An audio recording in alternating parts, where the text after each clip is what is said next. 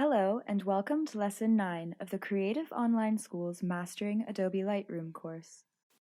In the last tutorial, I taught you how to use Lightroom's graduated filter tool. In this lesson, I will teach you about the very similar radial filter.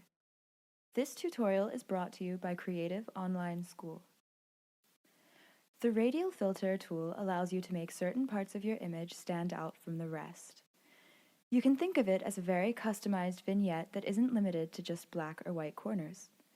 The radial filter is very similar to the graduated filter, except the mask is oval-shaped and you can apply filters to either the inside or the outside of the circle. Let's try it out. I want to make the subject of this image stand out from the rest, and I would also like to make the color scheme more vibrant and variegated. The radial filter is located in between the graduated filter and the adjustment brush.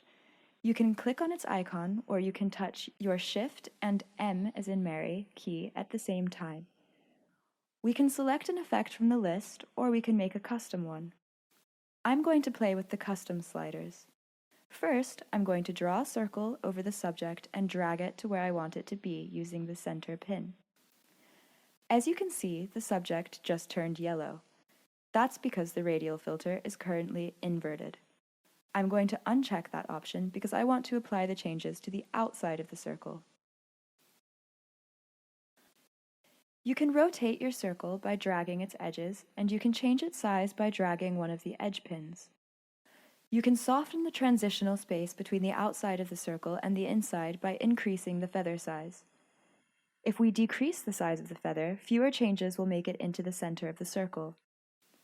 You can also make more changes to your filter settings even after you've drawn the circle by moving the sliders. Just make sure you've selected the pin in the center of the circle first.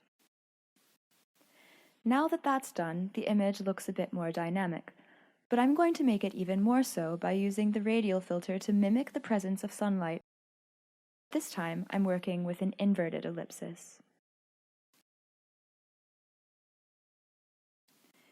If you want the filter to keep its aspect ratio, press Shift while you drag the handle. If you want to reset your radial filter settings, just click Reset and all of the filters will be removed. Congratulations! You should now feel comfortable using the radial filter in Lightroom. It's a very useful tool and it's easy to experiment with since you can reset all of your settings so easily. If you have any questions about this tutorial, please leave a comment and we will get back to you as soon as possible. In the next tutorial, we will learn about the adjustment brush.